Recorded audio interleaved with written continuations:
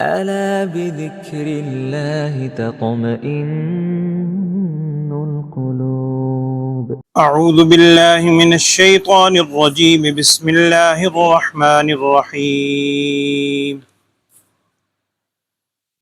تبت يدا أبي لهب وتب ما أغنى عنه ماله وما كسب سيصلى نارا ذات لهب وامرأته حمالة الحطب في جيدها حبل من مسد. صدق اللہ العظیم.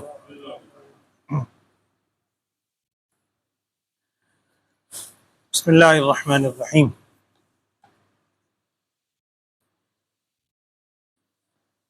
قرآن پاک کی اخیر صورتیں جو زیادہ تر میں نے عرض کیا تھا مکی صورتیں ہیں. سورہ لہب بھی انہی مکی صورتوں میں سے ایک صورت ہے، اور ترتیب کے اعتبار سے یعنی نزول کے اعتبار سے اس کا 6 نمبر ہے، جبکہ ویسے ترتیب میں یہ 111 نمبر پر آ رہی ہے. صرف 3 صورتیں اس کے بعد باقی ہیں. نبی اکرم صلی اللہ علیہ وسلم پر جب وحی کا آغاز ہوا 40 سال کی عمر مبارک میں، تو شروع میں نبی صلی اللہ علیہ وسلم کو اللہ کی طرف سے حکم بھی تھا، اور آپ صلی اللہ علیہ وسلم نے جو توحید کی دعوت لوگوں کو دی وہ خفیہ دعوت تھی. آپ صلی اللہ علیہ وسلم جو اپنے بڑے جاننے والے دوست احباب تھے، ان کو آپ صلی اللہ علیہ وسلم اکیلے علیحدگی میں جا کے، یا جو ایمان لے آئے تھے وہ علیحدگی میں خاموشی میں جا کر دین کی دعوت اور توحید کی دعوت دیا کرتے تھے. بعض سیرت کی کتابوں میں لکھا ہے کہ 3 سال یہ مدت رہی، 2 سے 3 سال. اس کے بعد قرآن پاک کی آیت نازل ہوئی وَأَنذِرْ عَشِيرَتَكَ الْأَقْرَبِينَ، کہ آپ اپنے جو قریبی رشتہ دار ہیں اب ان کو ڈرائیے. یعنی ڈرائیے کا مطلب کہ ان کو جو آخرت کا عذاب ہے، اللہ تعالیٰ سے شرک کرنے کی جو سزا ہے، اس کے بارے میں ان کو تنبیہ کریں اور توحید کی طرف بلائیے. اس وقت عرب کے اندر ایک معمول تھا، دستور تھا عرب کا، مکے میں بھی، کہ جب کسی اہم معاملے کی طرف کسی کو متوجہ کرنا ہو تو کوئی شخص کسی بلند جگہ پر کھڑے ہو کر آوازیں دیا کرتا تھا، قبیلے والوں کو پکارتا تھا، مختلف الفاظ استعمال ہوتے تھے. تو رسول صلی اللہ علیہ وسلم نے اسی کے مطابق آپ صلی اللہ علیہ وسلم صفا پہاڑ، اب تو خیر وہ پہاڑ نہیں رہا، کوہ صفا، جہاں صفا پہاڑ تھا، صفا اور مروہ عرب کی آبادی سے اس کو تھوڑا سا باہر تھا، تو مکے کی آبادی سے، تو آپ صلی اللہ علیہ وسلم نے اس صفا پہاڑ کے اوپر تشریف لے گئے، اور وہاں آپ صلی اللہ علیہ وسلم نے سارے جتنے قبیلے تھے، قبیلہ بنو عدی اور دیگر قبائل بنی بکر، ان کو آواز دے کر متوجہ کیا. اب سارے بڑے کانشیس ہو گئے کہ یہ محمد صلی اللہ علیہ وسلم جانتے تو ہیں، تقریباً 43 سال یا 45 سال گزر چکے ہیں، 40 سال کی عمر میں وحی کا آغاز ہوا، 2-3 سال آگے ہوگا. سب جانتے ہیں کہ محمد صلی اللہ علیہ وسلم نے بلایا ہے، کو پتہ نہیں کیا وجہ ہوگی. اب سارے اس میں دوڑتے ہوئے آئے اور آ کر وہاں پر جمع ہو گئے. انہی میں آپ صلی اللہ علیہ وسلم کے خاندان کے لوگ بھی تھے، اور سیرت میں اس کی تفصیل آتی ہے کہ اس سے پہلے آپ صلی اللہ علیہ وسلم نے اپنے خاندان والوں کو الگ بلا کے بھی توحید کی دعوت دی تھی. 2 مرتبہ وہ دعوت ہو چکی تھی. پھر آپ صلی اللہ علیہ وسلم نے عمومی طور پر لوگوں کو جمع کیا اور صفا پہاڑ کے اوپر تشریف لے گئے. تو اس موقع پر خاندان کے لوگ بھی آئے، اور آپ صلی اللہ علیہ وسلم کا چچا ابو لہب، اس کا لقب ہے عبد العزیٰ، نام لکھا ہے اس کا، واللہ اعلم، عبد العزیٰ اس کا نام تھا. اور لہب اصل میں کہتے ہیں شعلہ مارتی ہوئی چیز. بعض کتابوں میں لکھا ہے کہ یہ ظاہری طور پر بڑا خوبصورت تھا، اور اس کے رخسار بڑے سرخ تھے، جیسے آگ اس میں سے نکل رہی انگارے کی طرح. بڑا خوبرو آدمی تھا، سردار بھی تھا بڑا مشہور. اس وجہ سے اس کو ابو لہب کہا جاتا تھا، ابی لہب یا ابو لہب. یہ بھی موجود تھا، یہ بھی جمع ہوا، اور آپ صلی اللہ علیہ وسلم کے ارد گرد سب لوگ آ گئے. کچھ روایات میں اور الفاظ بھی ہیں، وہ میں مختصر عرض کر دیتا ہوں. کچھ کا کہنا ہے کہ انہی دنوں میں کسی قبیلے کے ساتھ قریش مکہ کی کوئی لڑائی وڑائی بھی ہوئی تھی، اور انہیں خدشہ تھا، بعض کہتے ہیں قبیلہ بنی کنانہ تھا یا جو بھی تھا، کہ یہ لوگ قبیلے والے دوسرے قبیلے والے شاید عنقریب مکے پہ حملہ نہ کر دیں، اس سے بھی خوفزدگی تھی۔ نبی صلی اللہ علیہ وسلم صفا پہاڑ کے اوپر تشریف لے گئے اور لوگوں کو جمع کیا، اس طرح کر کے جمع کر کے آپ صلی اللہ علیہ وسلم نے ان سے سارا کہا، پہلے یہی بات رکھی، اس کا مفہوم عرض کر رہا ہوں۔ آپ صلی اللہ علیہ وسلم ارشاد فرمایا کہ دیکھو میں پہاڑ کے اوپر کھڑا ہوں، تم ادھر ہو، تمہیں پچھلی سمت کا کچھ پتہ نہیں پیچھے کیا ہے، مجھے نظر آ رہا ہے، وہاں سے بھی نظر آ رہا ہے، سامنے بھی تم بھی نظر آ رہے۔ اگر میں تمہیں اس وقت یہ کہوں کہ پہاڑ کے پیچھے سے ایک بہت بڑا لشکر آ رہا ہے حملہ کرنے کے لیے، کیا تم میری بات مان لو گے؟ سب نے یک زبان ہو کے کہا، چونکہ آپ صلی اللہ علیہ وسلم سے زیادہ صادق اور امین تھا ہی نہیں کوئی، یہ صادق امین کے لقب تو وہ اس وقت دے چکے تھے پہلے سے ہی۔ کہنے لگے آپ سے زیادہ سچا کون ہے؟ ممکن ہی نہیں ہو سکتا، ہم آپ کی بات کو 100% یقین کریں گے، آپ جو کہیں گے وہاں سے لشکر آ رہا ہے ہم بات مانیں گے۔ جب اپنی صداقت کا اتنا یقین انہیں کروا دیا تو رسول صلی اللہ علیہ وسلم پھر ارشاد فرمایا اگر تمہیں میری سچائی کا اتنا یقین ہے تو پھر ڈرو اللہ کے اس عذاب سے کہ اگر تم نے یہ بت پرستی شرک کو نہ چھوڑا تو دنیا سے تو جانا ہے، دنیا سے جانے کے بعد اللہ کا وہ ایک عذاب تمہارا منتظر ہے، اگر اسی حال میں گئے وہ یوں عذاب ہوگا، ایسے ہوگا۔ ساری جب توحید کی بات سامنے رکھی تو یہ ابو لہب بدبخت آگے بڑھا اور اس نے یہ الفاظ کہے جو بعض کتابوں میں لکھے ہیں کہ تبا لک سائر الیوم الہذا جماعتنا، اور بعض کہتے ہیں تبا لک یا محمد کے الفاظ بھی کہتے ہیں نعوذ باللہ، کہ آپ کے دونوں ہاتھ نعوذ باللہ ٹوٹے، استغفر اللہ، کیا آپ نے ہمیں اس لیے جمع کیا تھا؟ اور یہ چونکہ پہلے اگر وہ بات سامنے رکھیں کہ آپ صلی اللہ علیہ وسلم نے اپنے اہل و عیال کو، خاندان والوں کو پہلے بھی توحید کی دعوت دی تھی، اس وقت بھی یہ موجود تھا، تو اس نے کہا کہ آپ نے اس لیے جمع کیا ہے، اور کچھ کہتے ہیں کہ پتھر اٹھا کے مارنے کی بھی کوشش کی اس ابو لہب نے۔ تو اس موقع کے اوپر جب یہ واقعہ ہوا تو صحابہ اکرام کی بڑی ایک عجیب کیفیت تھی کہ جواب دیں، ظاہری بات ہے آپ صلی اللہ علیہ وسلم کے بارے میں اتنے سنگین الفاظ اور مارنے کی کوشش بھی کی ہے، تو اللہ جل شانہ کی طرف سے خود جواب اتر گیا اور یہ آیات اتری کہ تبت یدا ابی لہب۔ یہ جو نعوذ باللہ آپ صلی اللہ علیہ وسلم کو کہہ رہا ہے کہ اے محمد صلی اللہ علیہ وسلم آپ کے ہاتھ ٹوٹیں، تو نبی صلی اللہ علیہ وسلم کی ذات تو ہر چیز سے مبرہ ہے، اس ابو لہب کے ہاتھ ٹوٹے، تبت یدا ابی لہب وتب، اس ابو لہب کے دونوں ہاتھ ٹوٹے اور یہ ہلاکت میں پڑے۔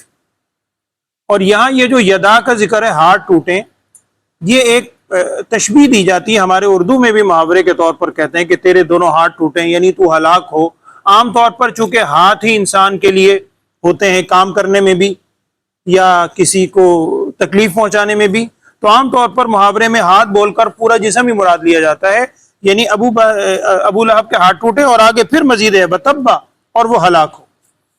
اچھا، جب اس کے سامنے یہ بات رکھتے تھے نبی اقدس صلی اللہ علیہ وسلم کہ دیکھو بھئی تم ڈرو ورنہ آخرت کے عذاب یوں آئے گا ایسے آئے گا، تو یہ چونکہ مالدار بھی تھا، بہت بڑا سردار بھی تھا، اس کی اولاد بھی تھی بہت، تو یہ کہا کرتا تھا کہ مجھے تو یہ میرا مال اور اولاد، اگر محمد صلی اللہ علیہ وسلم کی بات سچی ہوئی تو مجھے میرا مال اور اولاد اس وقت یہ عذاب سے بچا لے گا۔ تو آگے الفاظ کیا ہیں؟ ما اغنا عنہ مالہ وما کسب، نہ تو اس کو کفایت کیا بچا سکا اس کا مال، وما کسبا، اور نہ ہی وہ جو اس نے کمایا، یعنی مال بھی اور مال کا نفع، یا بعض کہتے ہیں وما کسب سے مراد اولاد ہے، اولاد بھی اس کو اللہ کے عذاب سے نہ بچا سکی۔ اور اس کے ساتھ پھر کیفیت کیا ہوئی؟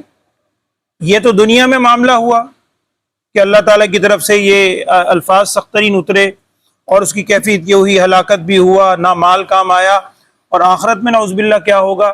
سیصلی نارن ذات لہب، یہ عنقریب داخل ہوگا ایسی آگ میں جو بڑا شعلہ مارنے والی ہے۔ وہی ابو لہب جو لقب تھا، تو ذات لہب وہ آگ جو شعلہ مارنے والی ہے، اور صرف یہ نہیں، وامرأتہ، اس کی بیوی بھی اس میں داخل ہوگی، اس کی بیوی بھی بہت آپ صلی اللہ علیہ وسلم کی دشمنی میں بہت زیادہ سخت تھی، اور لکھا ہے کتابوں میں حضرت ابو سفیان رضی اللہ تعالی عنہ، اب تو رضی اللہ عنہ ہیں، اس وقت ایمان نہیں لائے تھے، حضرت ابو سفیان کی بہن، اس کی بیوی ام جمیل تو لقب ہے، نام کچھ اور ہے، بعضوں نے اروا یا اور مختلف نام لکھے، واللہ عالم، ام جمیل کے نام سے زیادہ وہ مشہور ہے۔ حضرت ابو سفیان رضی اللہ تعالیٰ عنہ وہ بھی بہت بڑے سردار، ایک سردار کی بہن اور دوسرا سردار ابو لہب اس کی بیوی، لیکن کیفیت کیا تھی اس کی جو قرآن نے یہاں بیان کیا آگے الفاظ میں کہ حمالۃ الحطب فی جیدہا حبل من مسد. حمال اصل میں کہتے ہیں بوجھ اٹھانے والے کو. بوجھ اٹھانے والا کس چیز کا؟ حطب. وہ جو لکڑیاں ایندھن کی لکڑیاں ہوتی ہیں، ایندھن کی لکڑیاں اٹھانے والی. کیا مطلب ایندھن کی لکڑیاں اٹھانے والی؟ بعض کا کہنا یہ ہے کہ حمالتن سے مراد چغل خور بھی ہے، کہ یہ چغلیاں بہت لگاتی تھی. ہم اردو کے محاورے میں بھی کہتے ہیں کہ چغلیاں لگانا نا، ہم کہتے ہیں لگائی بجھائی، آگ لگا دی، جیسے کسی کے خلاف الٹی سیدھی باتیں کر کے اس خاندان میں کسی کو کچھ کہا، کسی کو کچھ کہا، تیلی لگا دی، مختلف ہم لفظ بولتے ہیں. تو اس کا بھی یہ مزاج تھا. تو حمالۃ الحطب کا مطلب یہی ہے کہ بہت زیادہ وہ آگ لگانے والی. اور کچھ ظاہری مفہوم کو بھی لیتے ہیں کہ حمالۃ الحطب کا مطلب یہ ہے کہ یہ، میں عرض کر رہا ہوں، ایک بڑے سردار کی بہن، بڑے سردار کی بیوی، بڑی مالدار خاندان کی عورت، لیکن کنجوس اتنی تھی کہ لکڑیاں باہر سے خود اٹھا کے لایا کرتی تھی جلانے کے لیے. جو ایندھن کے طور پر استعمال ہوتی ہیں جلانے والی لکڑیاں، وہ خود لکڑیاں اٹھا کے لایا کرتی تھی اور اپنے کندھے پر رکھ کے ایک رسی وغیرہ، جیسے آج کل بھی کندھے پہ رکھ کے رسی ایسے کر کے گردن میں ڈال لیتے ہیں یہ چادر، تاکہ بوجھ تھوڑا سا اس کو رکاوٹ آ جائے. یہ کیفیت تھی اس کی، اس طریق پر آیا کرتی تھی. اور کچھ کا کہنا یہ ہے، واللہ عالم، یہ سارے مفہوم اپنا روایت کے اندر موجود ہیں، ساری باتیں ہو سکتی ہیں، قرآن نے تو اس کی وضاحت نہیں کی کنفرم طور پہ. یہ مفہوم بھی ہو سکتا ہے کہ وہ لکڑیاں لایا کرتی تھی، نبی اکرم صلی اللہ علیہ وسلم کے راستے میں ڈالا کرتی تھی کانٹے والی لکڑیاں، استغفر اللہ، تاکہ آپ صلی اللہ علیہ وسلم جب صبح صبح تشریف لائیں تو آپ صلی اللہ علیہ وسلم کو اذیت پہنچے. تو اس وجہ سے اس کو حمالۃ الحطب کا لقب دیا گیا کہ اس کی بیوی جو وہ ایندھن والی لکڑیاں اٹھانے والی ہے. اور ایک مفہوم مفسرین نے یہ بھی نقل کیا واللہ عالم کہ قیامت کے روز، اس کا تعلق آخرت سے ہے، کہ قیامت کے روز یہ ابو لہب جہاں جل رہا ہوگا نعوذ باللہ، وہاں پر یہ لکڑیاں ڈال ڈال کے مزید اس کو بھڑکا رہی ہوگی، خود بھی اسی آگ میں. اللہ کی طرف سے کیفیت یہ کہ خود اس آگ کو بھڑکانے والی ہوگی. یا چغل خور کا مفہوم لیں، یا ظاہری طور پر وہ لکڑیاں اٹھانے والی تھی. اب اس لکڑیاں اٹھانے کی وجہ سے کیفیت کیا ہوئی؟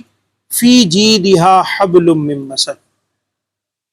اس کی گردن میں حبل، رسی ہے، من مسد، بٹی ہوئی، کھجور کی بٹی ہوئی رسی. مونج عام طور پہ اس کو کہتے ہیں. سارے مفہوم ہیں کہ یہ اس رسی کو بھی کہتے ہیں کہ جو بٹنے کے بعد، یعنی بل دے کر جب رسی بڑی مضبوط ہو جاتی ہے، 2-3 رسیاں ملائیں اس کو بل دے کے بڑا مضبوط کر لیتے ہیں، تو اس کو کہتے ہیں مسد. تو اس کی گردن کے اندر وہ رسی ہے. کون سی رسی؟ جو کہ بٹی ہوئی ہے، کھجور کی بٹی ہوئی چھال کی، یا جو بھی مفہوم ہو، وہ رسی اس کی گردن میں ہے. اور یہ بھی بعض کتابوں میں لکھا ہے، واللہ عالم، اللہ جانتا ہے، چونکہ قرآن نے اس کی وضاحت نہیں کی ہے. کسی صحیح روایت میں بھی، بعض روایت میں الفاظ ہیں، یہ بھی ہو سکتا ہے صحیح بھی، کہ اس کی جو موت واقع ہوئی ام جمیل کی، وہ موت بھی اسی وجہ سے ہوئی کہ ایک دفعہ اسی طرح لکڑیاں لے کر آ رہی تھی، وہ جو گردن میں رسی ڈال رکھی تھی، وہی رسی، یعنی لکڑیاں پیچھے گریں، وہ اپنے رسی پھنس گئی، پھندے کی شکل اختیار کر گئی، اسی سے اس کی موت ہوئی اور جہنم رسید ہوئی. یہ ام جمیل ابو لہب کی بیوی. ابو لہب کے ساتھ کیا کیفیت ہوئی؟ یہ جو قرآن نے کہا کہ تبت یدا ابی لہب وتب، ہلاک ہوا، اس کی ہلاکت کی صورت بھی صرف کچھ عرصے کے بعد ہی، ان آیات کے نزول کے کچھ عرصے کے بعد سامنے آ گئی کہ غزوہ بدر کے موقع پر، چونکہ یہ اگر یہ سن 5 ہجری کا واقعہ لیں تو 13 میں آپ صلی اللہ علیہ وسلم نے، 5 نبوی کا، ہجری تو ہوئی نہیں ابھی، 5 نبوی کا اگر یہ واقعہ ہے تو 13 سال بعد، 13 نبوی میں آپ صلی اللہ علیہ وسلم نے ہجرت کی. ہجرت کے 2 سال بعد ہی 2 ہجری میں غزوہ بدر ہو گیا. تو غزوہ بدر کے موقع پر ابو لہب خود نہیں گیا تھا، اس نے اور سارے قافلے کو بھیج دیا تھا. وہاں سے جب اطلاع ملتی ہے اس کو کہ جی بڑے بڑے سردار ابو جہل وغیرہ یہ مارے گئے، تو کچھ عرصے کے بعد، بعض کہتے ہیں غزوہ بدر کے 7 دن بعد یا کچھ عرصے کے بعد ہی اس کی بھی موت ہوئی مکہ مکرمہ میں. اور وہ بھی سیرت کی کتابوں میں سارا واقعہ لکھا ہے. اللہ سب کو محفوظ رکھے.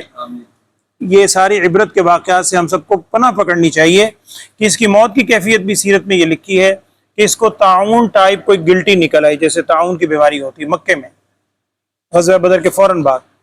اور اس کے بیٹوں نے بھی اس کو چھوڑ دیا، اس کے قریب کوئی نہیں جاتا تھا، چھوت کی بیماری ہے، غلام کو 1-2 بھیج دیا کرتے تھے. اسی حال میں اپنے گھر میں اس کی موت ہوئی.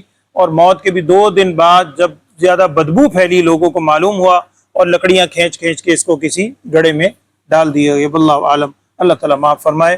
تو یہ اس ابو لہب کی کیفیت ہوئی، حالانکہ دیکھیے خاندانی اعتبار سے، نسبی اعتبار سے نبی صلی اللہ علیہ وسلم کا چچا ہے، یعنی حضرت عبد المطلب کی اولاد میں شامل ہے، لیکن جب ایمان نہیں لائے، آپ صلی اللہ علیہ وسلم کی مخالفت میں اتنا آگے بڑھتا گیا، تو اللہ جل شانہ کی طرف سے یہ کیفیت اس کے ساتھ ہوئی۔ ترجمہ پڑھیے جی، اللہ تعالیٰ ہم سب کو محفوظ رکھے۔ اعوذ باللہ من الشیطان الرجیم، بسم اللہ الرحمن الرحیم۔ تبت یدا ابی لہب، ٹوٹ گئے ابو لہب کے دونوں ہاتھ، وتبا، اور وہ ہلاک ہو گیا، ما اغنا عنہ مالہ وما کسب، نہ ہی فائدہ دیا اس ابو لہب کو اس کے مال نے، وما کسب، اور نہ ہی اس چیز نے جو اس نے کمائی، یعنی اولاد کہہ لیں یا اس کا نفع وغیرہ کہہ لیں، مال اور کمائی نے کوئی فائدہ نہیں دیا۔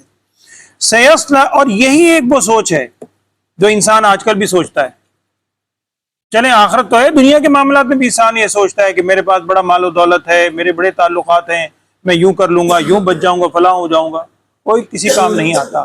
یہاں چلو وقتی طور پہ آ بھی جائے، آخرت میں کوئی چیز کام نہیں آئے گی۔ اعوذ باللہ من الشیطان۔ سیصلی نارا ذات لہب، ان قریب وہ داخل ہوگا ایسی آگ میں، ذات لہب جو شعلہ مارنے والی ہے، وامرأتہ، اور اس کی بیوی بھی داخل ہوگی، حمالۃ الحطب، جو اس ایندھن والی لکڑیاں اٹھانے والی ہے، فی جیدہا حبل من مسد، اس کی گردن میں رسی ہے، من مسد، مونج کی بٹی ہوئی، اور بعض کہتے ہیں کہ جو لوہے کی زنجیر ہے اس کو بھی کہا جاتا ہے مسد۔ یہ مفہوم لیں تو قیامت میں جو بھی کیفیت ہوگی، اللہ تعالیٰ سب کو محفوظ رکھے، اس کا اس آیت کے اندر ذکر ہے۔ اللہ تعالیٰ ہم سب کو، ابھی وقت ہے توبہ کرنے کی اور اپنی طرف رجوع کرنے کی توفیق عطا فرمائے، اللہم آمین۔ الحمدللہ رب العالمین، اللہم صلی علی سیدنا و مولانا محمد وعلی آل سیدنا و مولانا محمد وبارک وسلم۔ یا اللہ ہم سب کے گناہوں کو، خطاؤں کو معاف فرما، ہم سب کو نبی صلی اللہ علیہ وسلم کی کامل اتباع نصیب فرما، ہم سب کو شیطان کے مکر سے، نفسانی خواہشات کے مکر و فریب سے محفوظ فرما، تمام بیماروں کو صحت، عافیت، سلامتی والی زندگی عطا فرما، پوری امت مسلمہ کے حال پہ یا اللہ رحم، کرم، عافیت والا معاملہ فرما، کفر کے خلاف پوری امت مسلمہ کو متحد ہونے کی توفیق عطا فرما، ہم سب کو باہمی اختلافات بھلا کر ایک اور نیک ہونے کی توفیق عطا فرما۔ وصلی اللہ تعالی علی خیر خلقہ سیدنا و مولانا محمد وعلی آلہ واصحابہ اجمعین، آمین برحمتک یا ارحم الراحمین۔